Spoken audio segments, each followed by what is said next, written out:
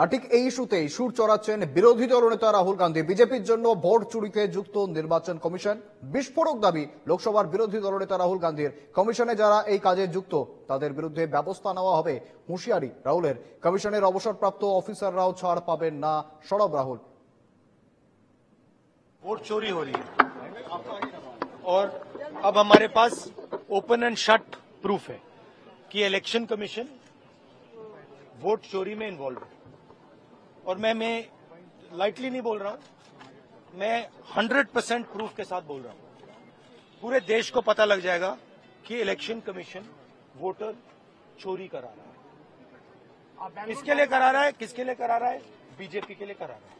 Open and shut है, atom bomb है, फटेगा तो आप इलेक्शन कमीशन आपको दिखेगा नहीं हिंदुस्तान। इलेक्शन कमीशन में जो भी ये काम कर रहे हैं, right from the top to the bottom, आप एक बात याद रखिए, आपको हम छोड़ेंगे नहीं।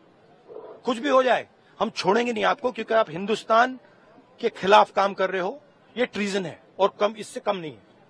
तो आप याद रखिए, आप कहीं भी हो, रिटायर्ड हो, कुछ भी हो,